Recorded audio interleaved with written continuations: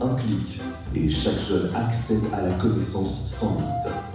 L'éducation numérique, c'est la clé d'un Burkina qui se relève par le savoir. Un clic et la technologie sauve des vies, même à distance. Des médecins connectés, des diagnostics instantanés. À l'occasion de son 22e anniversaire, le FASO.net, en collaboration avec l'Institut supérieur de la communication et du multimédia et l'agence Arobase Communication, lance une foire virtuelle des solutions digitales, baptisée le FASO Digital, sous le thème « Innover pour reconstruire le numérique au service d'un Burkina Faso résilient ». L'événement vise à promouvoir l'innovation technologique comme levier de transformation et de développement durable du pays.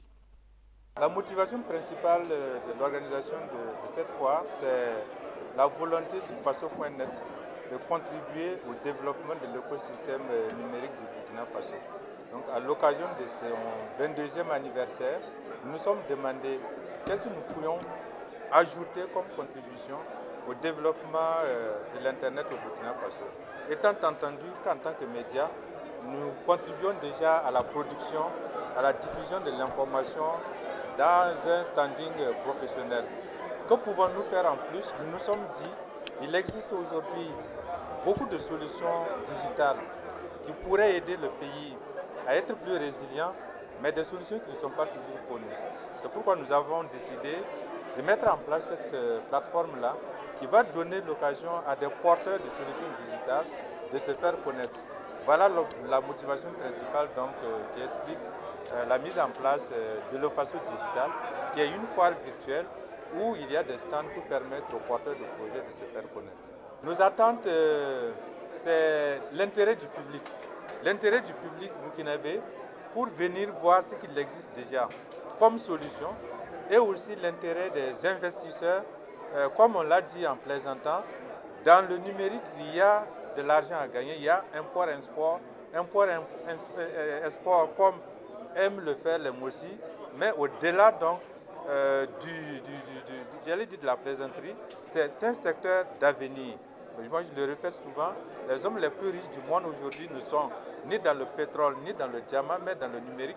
Ça veut dire qu'il y a un potentiel qui n'est pas encore suffisamment développé. Donc l'attente, c'est que le public s'intéresse à ce qui est fait, que les investisseurs viennent découvrir ces solutions qui existent et qui, bien soutenus, peuvent rapporter de l'argent, peuvent aider à résoudre les problèmes de notre pays.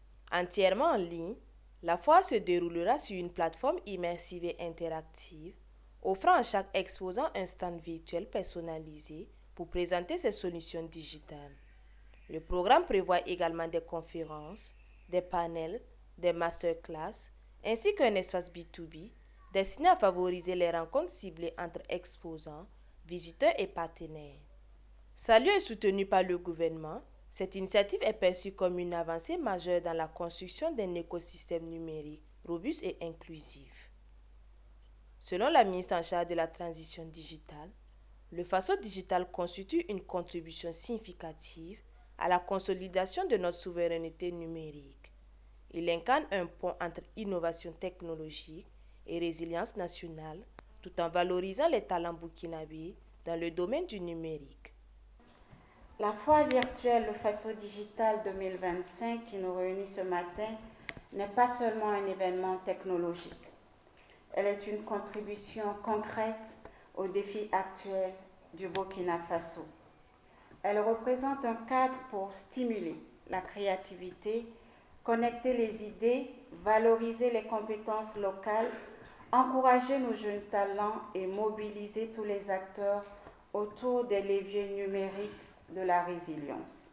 Son caractère virtuel permet non seulement de mobiliser l'expertise et les talents nationaux, mais également ceux de la diaspora, que je sais nombreux et impatients de contribuer davantage à la dynamique de développement du numérique de notre pays.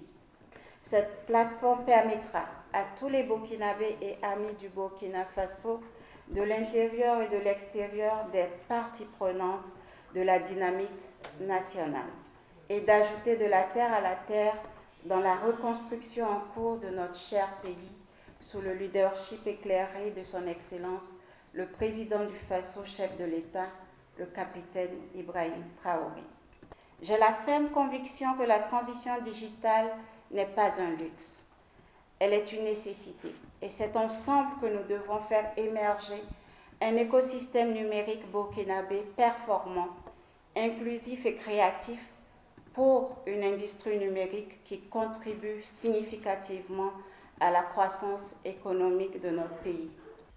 Le président de l'Assemblée législative de transition, patron de cet événement, représenté par la deuxième vice-présidente, a profité de cette tribune pour encourager les populations à investir dans l'innovation, la créativité et le potentiel de la jeunesse burkinabé en vue de bâtir un Burkina Faso plus fort, plus uni et résolument résilient. Le numérique n'est plus un luxe ni une option. Il est devenu un impératif stratégique, un outil transversal capable de transformer tous les secteurs, éducation, santé, agriculture, sécurité, gouvernance, entrepreneuriat, culture, etc. Cette fois, vient démontrer la richesse des initiatives locales, d'ingéniosité de nos start-up, la volonté de nos institutions à faire du Burkina Faso un acteur de transformation digitale sur le continent. Je lance un appel solennel aux jeunes développeurs, aux start-up, aux chercheurs. Montrez vos talents, osez innover, osez rêver grand pour votre pays. Aux partenaires techniques et financiers, aux banques, venez découvrir, soutenir et investir dans les solutions à fort impact social. À nos citoyens, soyez acteurs de cette révolution numérique.